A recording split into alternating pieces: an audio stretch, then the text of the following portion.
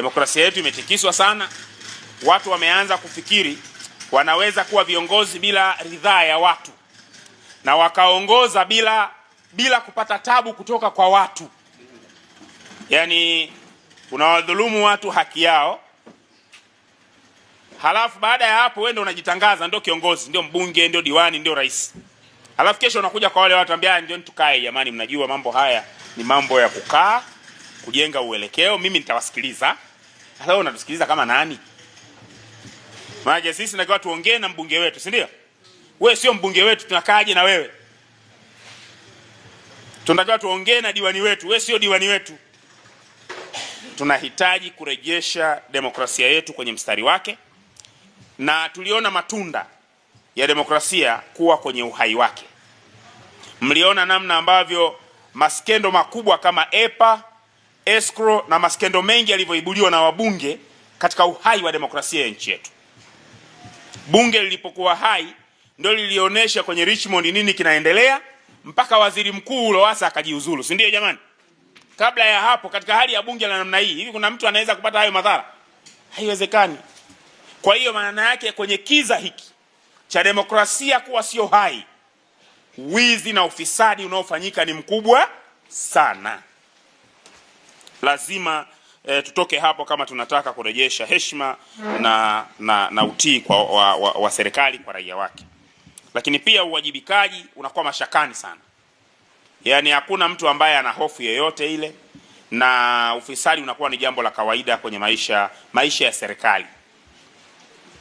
Mwisho wa siku maisha ya watu yanakuwa magumu sana.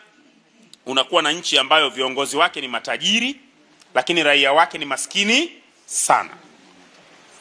Viongozi wake na familia zao wanaishi maisha ya kifahari, wanatibiwa kwenye hospitali za kifahari, watoto wa viongozi wanasoma kwenye shule za kifahari, lakini angalia shule zetu hazina walimu wa kutosha, hamna madarasa ya kutosha, barabara zetu hazipitiki vizuri, hospitali tunazotibiwa hazina vifaa vya kutosha, hamna hakika ya madawa, gharama za matibabu ni kubwa kuliko uwezo wa mwananchi mmoja mmoja.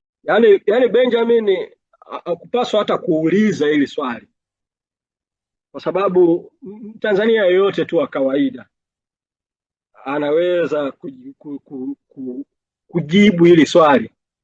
Hivi John Mnyika anaweza mchana kweupe, yani giza lilikuwa halijaingia, anaweza kusimamisha basi pale Kibo, alafu akamtoa Ali Kibao, alafu Ali Kibao akaenda kukutwa Ununio ametupwa, ameuawa? Iko practical, yani ni jambo ambalo linawezekana, yani inawezekana hata kulidhania. Kwa nachoweza kusema ni kwamba Joseph Yona anatumika, trend ya kutumika kwake wakati mwingine kusukuma agenda fulani, kwa sababu kwenye maelezo yake ametoa maelezo yenye kuonyesha kwamba anajua nini kilitokea baada ya Ali Kibao kuchukuliwa kwenye basi pale Kibo. Anajua nani alifanya nini wapi mpaka mwili wa Ali Kibao ukapatikana. Kwa maana yake ni kwamba ni mtu anayezungumza kama alikuwepo maeneo ya matukio. Sasa jambo la mauaji ni jambo kubwa sana, na jambo la mauaji alipaswi kubaki.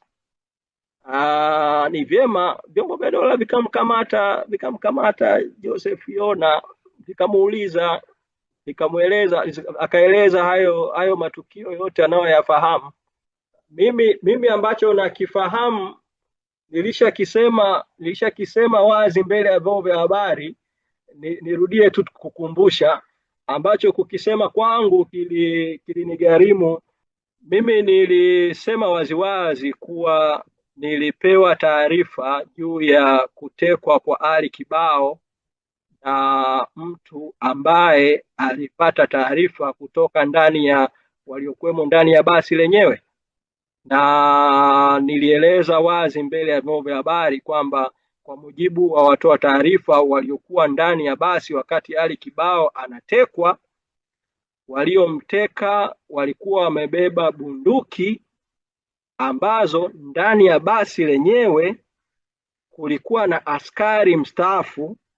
Kondakta na dereva walipotaka kuingilia kati kuhusu jambo hilo, aliwaambia msijaribu. Sasa haya ni maelezo yaliyotokana na watu waliokuwa kwenye basi. Kwa hiyo kama polisi wanataka kuchukua hatua kuhusu swala la Ali Kibao, wanapaswa waueleze umma toka mwaka 2024. Je, walimhoji dereva wa basi? Walipewa maelezo gani na dereva wa basi na hatua gani walichukua? Walimhoji kondakta wa basi? Walipewa maelezo gani na hatua gani walichukua kutokana na maelezo hayo? Je, walimhoji askari mstaafu aliyekuwa ndani ya basi ambaye anafahamika kwa jina, ambaye alisema kwamba anaishi Bagamoyo? Maelezo gani waliyapata? Na kwa nini baada ya maelezo hayo waliyopata wakati huo hakukuchukuliwa hatua zozote za maana juu ya waliomuua Ali Kibao mpaka hivi sasa? Haya ni maswali ambayo vyombo vya dola vinapaswa vitoe majibu kwa Watanzania, badala ya hiki kinachotengenezwa sasa cha kutaka kutengeneza kesi dhidi ya John Mnyika na kutengeneza mazingira ya kunikamata. Kwa hili ndilo ambalo naweza nikasema kwako Benjamin. Kwa kifupi tu kwamba sihusiki na